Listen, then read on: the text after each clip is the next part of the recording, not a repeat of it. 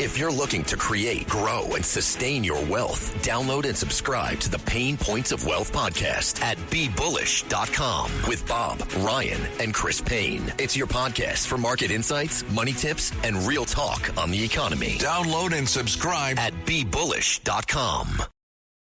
This episode is brought to you by Progressive Insurance. Fiscally responsible, financial geniuses, monetary magicians. These are things people say about drivers who switch their car insurance to Progressive and save hundreds. Visit Progressive.com to see if you could save. Progressive Casualty Insurance Company and Affiliates. Potential savings will vary, not available in all states or situations. The Stone Zone. Entertaining and informative. On the Red Apple Podcast Network. You are now entering the Stone Zone. Today we are celebrating Columbus Day because it falls on today as the legal holiday. President Donald Trump only days ago made it clear that we would continue to observe Columbus Day as a federal holiday, rejecting those places like the People's Republic of California and New York State that have renamed it Indigenous Peoples Day. President Trump's resolute commitment to observe Columbus Day is not just a perfunctory nod to antiquity. It's a clarion affirmation of America's genius, its destiny, and the indelible imprint of Italian Americans upon the very sinews of this republic. In an era where revisionist iconoclasts now seek to obliterate monuments and expunge history, this administration's refusal to capitulate to the nihilistic woke mob is both patriotic and essential to the preservation of our national soul. Christopher Columbus was not merely a seafaring adventurer with a dream. He was a visionary whose audacity defined the trajectory of human civilization. Born in Genoa in 1451, Columbus possessed an unyielding faith and an insatiable curiosity that propelled him into the unknown. In 1492, under the auspices of the Spanish crown, he traversed perilous and uncharted waters to open a gateway to the New World, a continent that would one day give rise to these United States of America, the most luminous beacon of liberty and prosperity in all human history. Columbus inaugurated an epoch of exploration, culture exchange, and geopolitical transformation that reshaped the course of humanity. His courage, his perseverance, and his unwavering conviction epitomize the quintessential American ethos: bold, defiant, and eternally undaunted. To honor Columbus Day is to honor the very inception of our national narrative. To repudiate him is to mutilate the prologue of the American story and to desecrate the memory of the men and women whose great contributions set the stage for this republic to become so great. The Italian contribution to America does not begin or end with Christopher Columbus. Think of important Italian figures like Mother Frances Cabrini, one of the most indomitable missionaries in American history, born of immigrants, or Amerigo Vespucci, the Florentine navigator whose meticulous observations and cartographic precisions corrected prevailing misconceptions about the New World. It was his revelation that was so profound that it has bestowed his very name on our country, America. So without Vespucci's sagacity, the concept of the Americas as a distinct hemisphere might never even have materialized.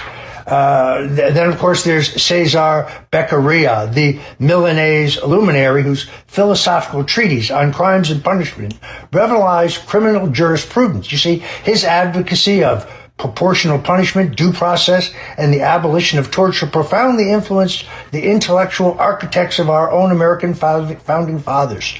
So an Italian guy informed Jefferson, Adams, and Madison, imbibing his ideas as they drafted our Constitution and the Bill of Rights. Just another example of a great Italian contribution to the greatness of America. This is something I feel very strongly about. It's why I helped found the Italian American Civil Rights League. If you're interested in fighting to maintain our proud cultural heritage and our Italian American values, I urge you to join the Italian American Civil Rights League. You find them at IACRL.org.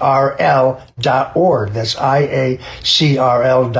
This is a nonprofit organization organization has no overhead. Everybody involved is a volunteer. But we are fighting to preserve Italian culture.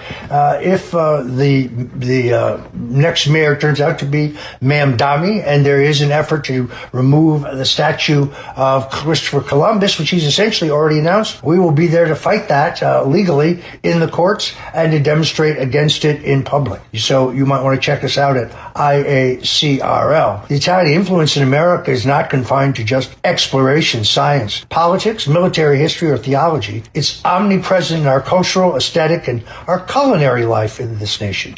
The Italian culinary tradition, with its emphasis on simplicity, authenticity, and excellence, actually revolutionized the American palate.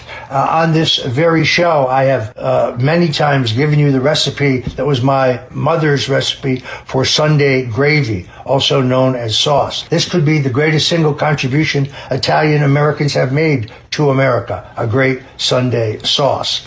Italian artistry, also very big when it comes to fashion, infusing it with sophistication, craftsmanship, and some flair. I'm thinking about designers like Giorgio Armani, Gianni Versace, Miucci Prada, and others.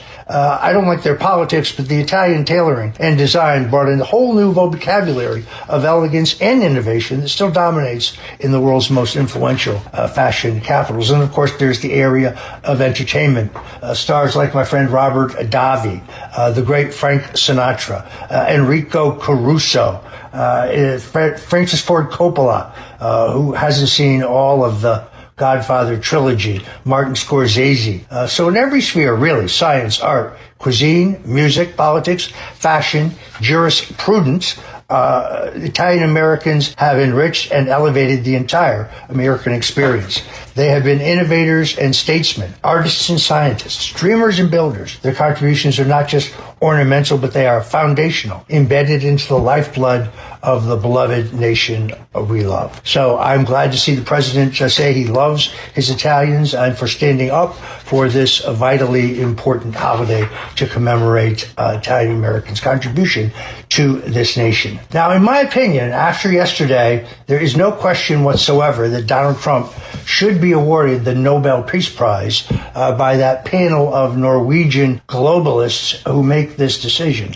He has been nominated by many, including Bibi Netanyahu of Israel, but also Marshall Priet, the chairman of the Tunica Biloxi Native Indian American tribe of Louisiana, as well as a number of other nations. In the meantime, the board at the Nobel Peace Facility chose Maria Corina Machado, who is essentially the head of the resistance in Venezuela, and clearly a staunch anti-communist. A very clever choice.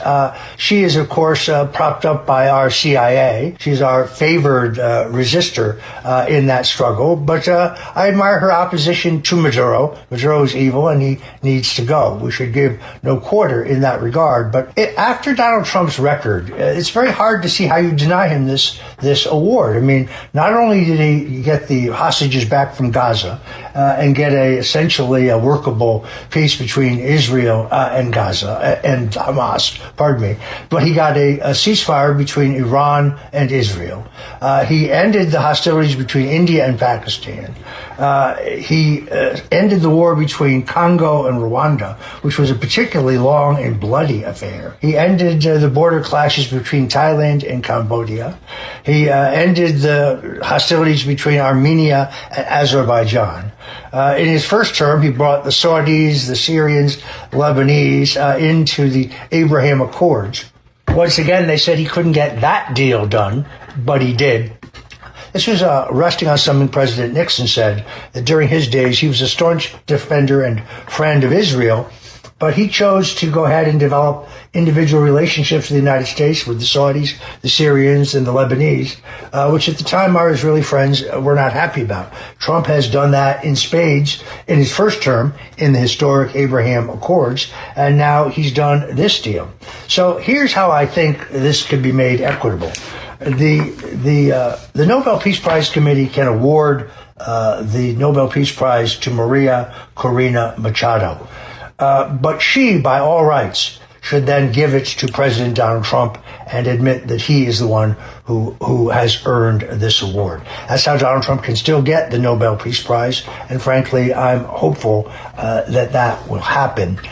Meanwhile, shocking new release of emails proving yet again that a group of deep state actors, including CIA Director John Brennan, were behind the famous effort to have 51 former or current intelligence officers insist that Hunter Biden's laptop was not real, that it was Russian disinformation.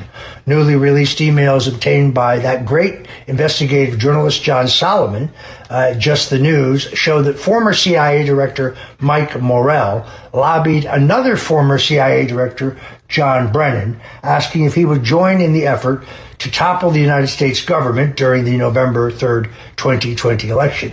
Brennan not only agreed with Morell, but he also expressed his gratitude that Morell was making the effort. These guys actually colluded together on a list that claimed that Hunter Biden's email scandal was false, inferring to the public by co-signing this letter that it was Russian disinformation. Morell made it clear that these intelligence agents were operating to give Joe Biden a talking point he could use against Trump during an upcoming debate. It is really amazing. He basically refers to Biden in his email as a dysfunctional vegetable. So even then, they knew. Morell says to Brennan in the released documents, can I add your name to this list? I will be adding Leon Panetta, Sue Gordon, Jeff Johnson, George, I'm not sure who that is, Lisa Monaco, and Mike Rogers. That's Mike Rogers, the congressman from Michigan, and lots of other IC career folk, he writes, trying to give the campaign, particularly during the debate on Thursday, a talking point and a pushback on Trump on this issue. It's very clear what their motive is. Brennan, the mastermind of the Russian collusion hoax, responds by saying, add my name to the list. Good initiative. Thanks for asking me to sign on. Look, it's abundantly clear that these CIA spooks were not interested in what was best for the country. They weren't interested in truth. They were interested in using their clout and their connections to push a partisan agenda to oust President Trump from office. And they created a reason why, for example, Twitter refused to post the New York Post revelations about Hunter Biden's laptop. That's outrageous. The censorship is outrageous. 27% of voters who voted for Biden said in a post-election poll that had they known about Hunter Biden's laptop, they would not have voted for the vice president. So this yet again shows that these people, these deep state operatives, know no bounds when it comes to breaking the law or the Constitution. They had a continuing seditious conspiracy born in the Oval Office in 2017 that takes you all the way through the 2020 elections, the famous documents case on Mar-a-Lago, the raid on Mar-a-Lago, the impeachments, the New York show trials. These people are evil, and now that they've been caught, and there's talk about prosecuting them for the laws they violated, they say this is about revenge and retribution. No. It is about accountability and justice. Those who are not guilty of crimes have nothing to fear. But this is not Donald Trump weaponizing the judiciary to go after his enemies. This is Donald Trump demanding accountability and justice for the many people who were destroyed by these lunatics in their effort to steal back the 2016 election. I'm Roger Stone. This is the Stone Zone. Don't go away because, well, we'll be right back. The Stone Zone, entertaining and informative on the Red Apple Podcast Network. And we're back in the Stone Zone. Last weekend, President Donald Trump was blocked by a federal judge named Immergut, saying that he could not send National Guard troops to restore order in the city of Portland that is almost virtually today under Antifa occupation. This is yet another example of judicial tyranny. These are left-wing liberal judges who don't want to recognize the mandate won by President Trump in the last election and the legality of his authority to deport dangerous people who are in the country illegally. The governors of these left-wing states call it authoritarian, although there's great historical precedent and different iconic presidents have actually ignored the courts in these kinds of times of crisis. President Trump may have to consider doing so. President Jackson refused to enforce the Supreme Court of the United States decision of Worcester versus Georgia because he believed that states' rights were being impeded by the ruling in favor of Native American Indian tribes. The iconic, quite popularly attributed Jackson quote goes, "John Marshall just made his decision. Now let him enforce it." President Lincoln's also had his run-in with the courts. It came also as a result of his unilateral suspension of habeas corpus. He did so in order to detain individuals suspected to be Confederate sympathizers found among military routes between Philadelphia and Washington, D.C. in the midst of the Civil War. Now, when Chief Justice Roger B. Taney found Lincoln's actions to be unconstitutional and ordered a prisoner to be free, Lincoln actually refused to comply. He testified it to Congress by saying, "Are all laws but one to go unexecuted, and the government itself goes to pieces, lest that one be violated." Virtually every great leader throughout our history has faced a situation which the president now faces. Republicans have failed to conserve anything because they never exercised the authority to help the common people. It's a very sad story. Never underestimate the stupidity of the great Republican Party. Sometimes they found the firing squad in a circle, but they just lacked the killer instinct that you see among Democrats and those in the deep state. This is just another story when it comes to monolithic corporations and military-industrial complex that the Republicans have historically hidden behind procedure excuses to justify their lack of action on behalf of the people. Donald Trump has changed all that, at least as far as our executive branch. To defy the courts and to repel Antifa from cities, President Trump would show the mettle that defined great historic leaders. I'm not an attorney. I'm not advising him on this. But I think he has to think very carefully about his pledge to put America first. The idea that the National Guard would not defend the men in Chicago who were endangered, indeed, who were threatened by a violent mob that had cornered these ICE agents, cornered by Antifa thugs, that they would not have the backup of the National Guard as ordered by the mayor of Chicago and the governor of Chicago is shocking indeed. Donald Trump is going to be the law and order president, just as he promised, and this continued deportation, the largest peacetime deportation in American history, continues apace, although left-wing judges and Democrat attorney generals tried to get in the way. God bless Donald Trump. If you don't have borders, you don't have a nation.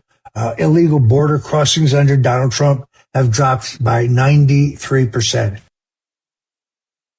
The Stone Zone, entertaining and informative. On the Red Apple Podcast Network. And we're back in the Stone Zone. New York Attorney General Letitia James, a woman who campaigned on a platform pledging to, quote, get Trump, a woman who also famously said, no person is above the law, was indicted herself last week for mortgage fraud and bank fraud. This story began when Bill Pulte, the head of the Federal Housing Finance Agency and the fraud office at Fannie Mae and Freddie Mac, flagged these public documents that prove that Letitia James, the same year Donald Trump was on trial in Manhattan, within weeks of that, signed a power of attorney that allowed her to obtain a favorable mortgage rate on a home in Virginia. But she says in the power of attorney, which is not some blank form to which she has signed her name, it is a draft by her attorney, witnessed by another lawyer in the New York Attorney General's office, that she would own or occupy, that she would live in the property in Virginia in order to get the lower mortgage rate. Of course, were she to actually do so, she would be ineligible to be governor of the state of New York under the New York State Constitution. The New York Times did their very best to airbrush this away this weekend in a pathetic defense. What they don't seem to recognize is that this is not just a first instance. In the case of Letitia James, you have a 43-year one-woman crime spree. In getting her very first mortgage 43 years ago, she falsely claimed that her father was her husband in order to use his balance sheet to apply and be approved for the mortgage. Then some decades later, she buys an investment property and gets a HAMP loan, which specifically requires that the investment property be 4 units and under.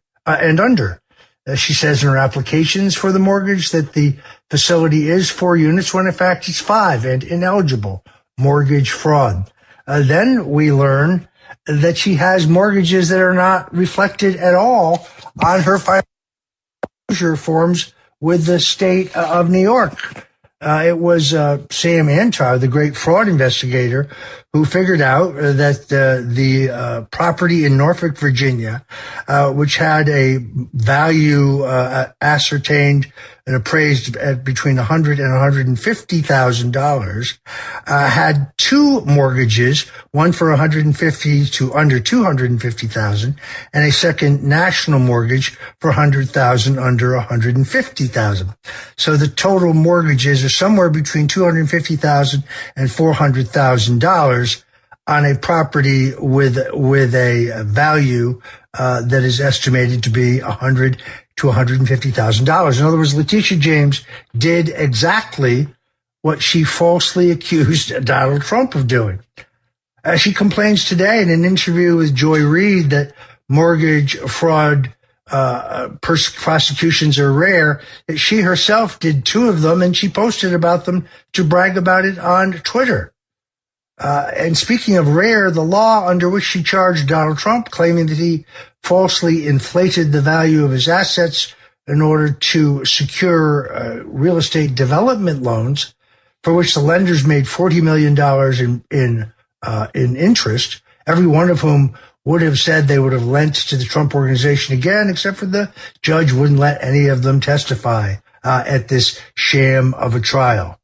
The stage was set for the prosecution of New York Attorney General Letitia James when the president fired the U.S. Attorney for the Eastern District of Virginia. That's where this home was located. But he fired him not over Letitia James' case, but over his handling of the case of former FBI Director James Comey.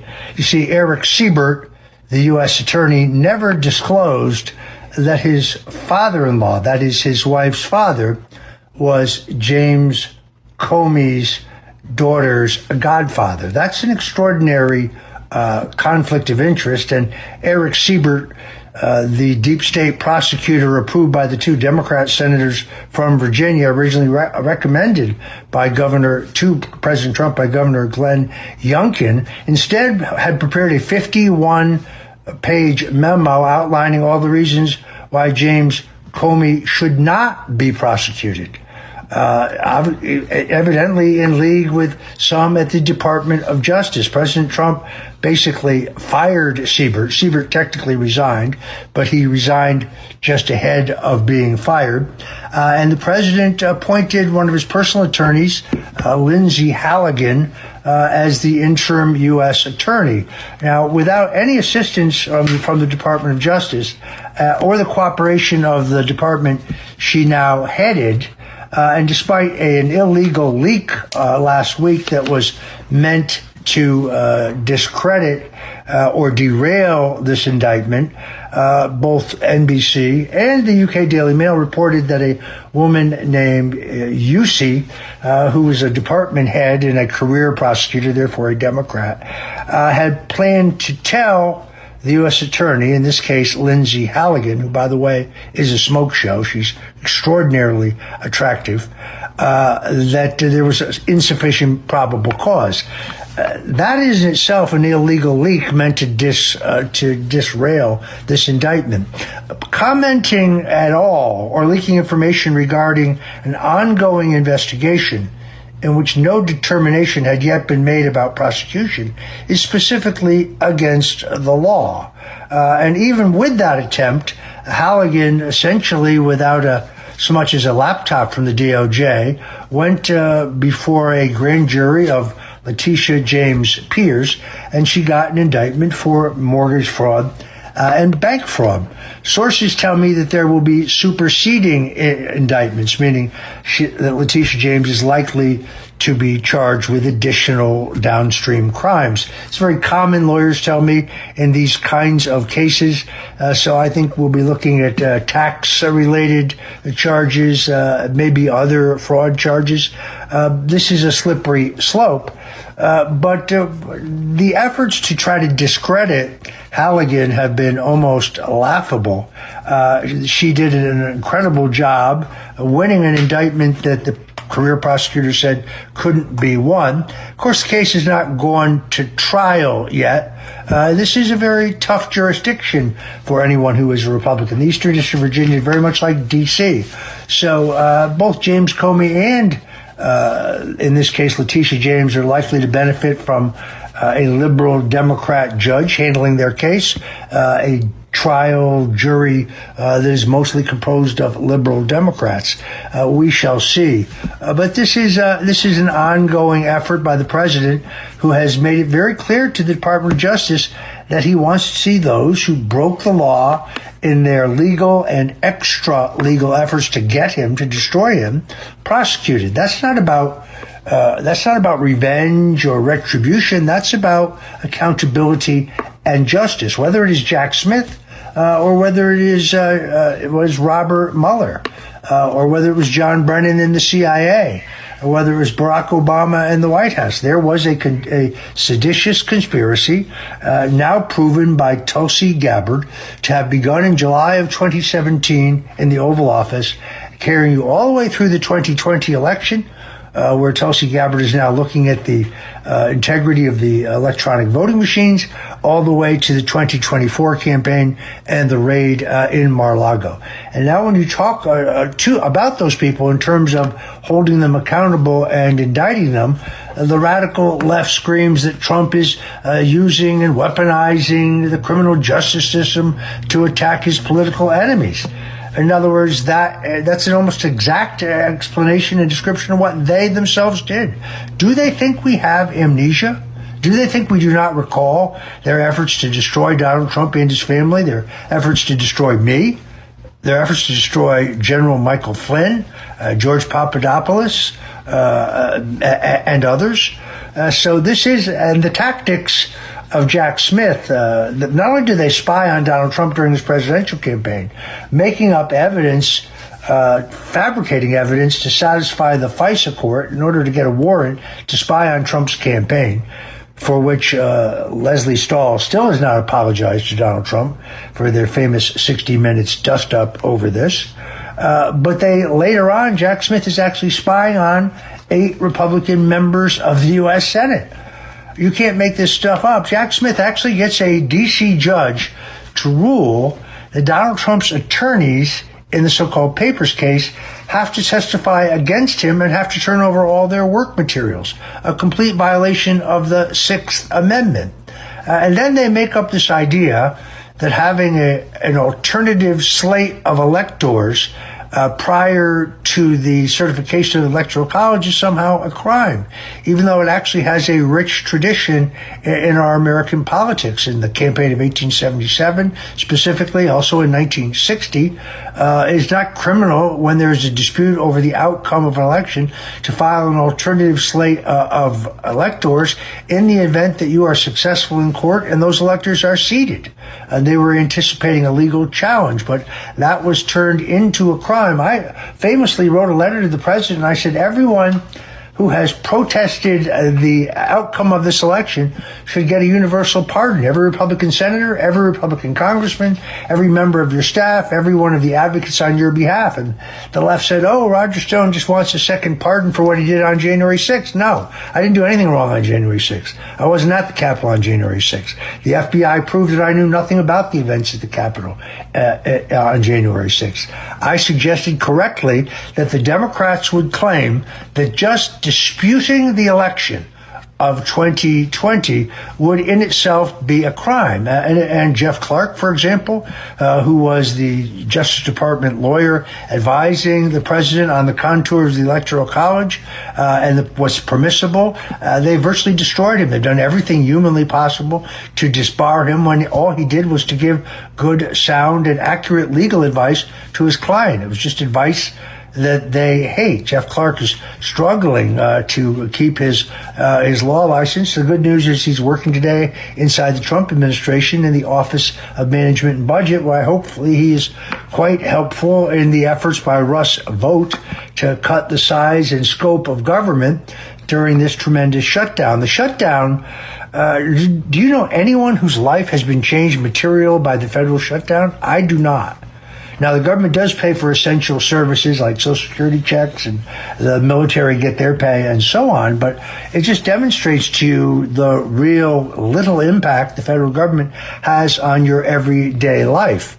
And this is one of those shutdowns where the Republicans are not taking the blame. This is very clear that the Republicans were prepared to move forward at current levels of spending, so-called continuing resolution.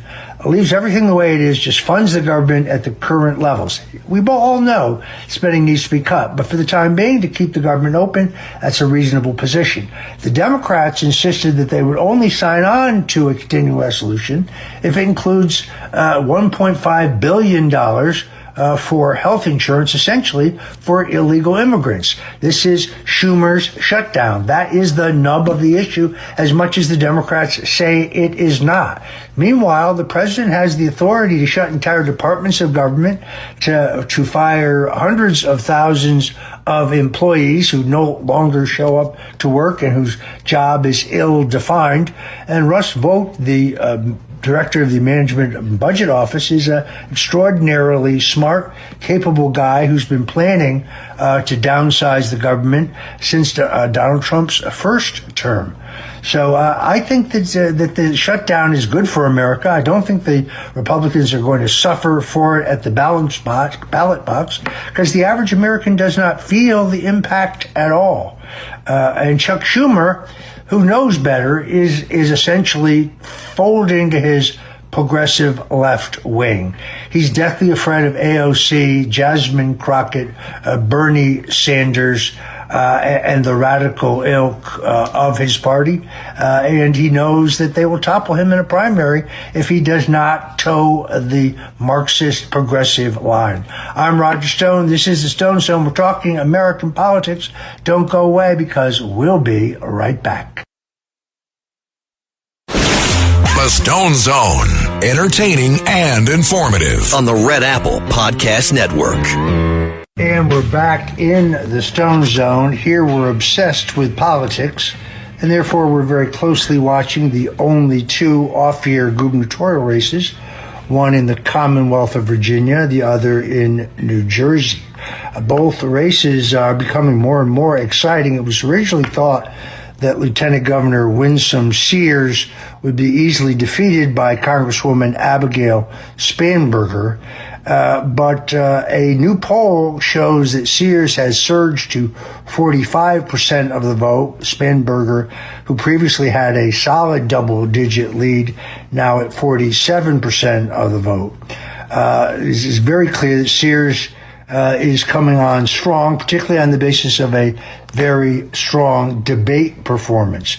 You see damning text messages from the Democrat candidate for Attorney General, a fellow named Jay Jones, where he actually advocated for political violence against Republicans, is causing the ticket in Virginia to sink like a stone. None of the Democrats stuck on the ticket with Jay Jones will denounce his radical musings. The poll shows that Jones is now trailing his Republican opponent, Jason Miyares, by a margin of 43-48, with the Republican ahead. And then there's the upcoming race across the river in New Jersey. Jack Ciattarelli, on the basis of a very strong debate performance and a series of unforced errors by Congresswoman Mikey Sherrill, clearly closing in on the real possibility of victory in what is normally a very, very blue state. turns out that Mikey Sherrill tripled her net worth in insider trading dealings based on information she received as a member of the House Committee on National Defense. That is a problem. When faced with the question, she said she couldn't remember whether she'd made the $7 million trade. Whether you're a Republican, a Democrat, or an independent, you don't like corruption, and this is epically corrupt. Sherrill also tries to fudge on the issues of men playing in women's sports. Once again, she, like Chuck Schumer in New York's, captive of the more left radicals within her party. But Republicans are coming on very strong in both races. Interestingly enough, Cliff Maloney, who we've had right here in the Stone Zone, the father of the Pennsylvania Chase, the amazing grassroots door-to-door effort to identify and turn out voters for Donald Trump in the Keystone State in the last election, was incredibly successful, has now swung into action into New Jersey. They have over 150 people on the ground knocking on doors, identifying Republicans who haven't voted recently, and other potential supporters for Ciattarelli. So you see a real grassroots shoe leather campaign in both states. I'm going to caution those who may be celebrating too soon. The Democrat machines in places like Camden and Essex, that's Newark, and in Bergen County, are adept at vote stealing, manipulation of the vote. So Republicans are going to have to be certain they get an honest count. But if they get an honest count, I think Jack Ciattarelli could very well be the next governor of the Garden State. Once again, New Jersey, once a swing state, now choking in high taxes and soft on crime policies, which have really affected the quality of life, creating that rare opportunity for a Republican. Combine that with the fact that the Democrats nominated an elitist congresswoman who knows more about events in Washington than she does in Trenton, and I think you could have the makings of an upset. New Jersey is a state that I know well, having handled the election of Thomas H. Kane in 1981. He won by 1,209 votes out of over 2 million cast, and proud to have run the state for Ronald Reagan in multiple campaigns. Yes, I do think New Jersey could go red. That's it for us today on the Stone Zone. Thanks for listening. Every day we talk politics, try to give you our incisive spin based on 40 years in the corroded rectum of the two-party system.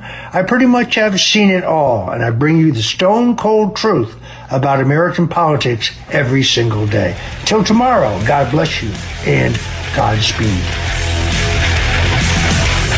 Thanks for listening to The Stone Zone with Roger Stone. You can hear The Stone Zone with Roger Stone weeknights at 8 on 77 WABC. If you like the podcast, share it with your friends and listen anytime at WABCRadio.com and download the WABC Radio app. Hit that subscribe button on all major podcast platforms. Plus, follow WABC on social on Instagram, TikTok, Facebook, and X. See you next time for a new episode, so you never have to wonder, what the heck is going on here? If you're looking to create, grow, and sustain your wealth, download and subscribe to the Pain Points of Wealth podcast at BeBullish.com with Bob, Ryan, and Chris Payne. It's your podcast for market insights, money tips, and real talk on the economy. Download and subscribe at BeBullish.com.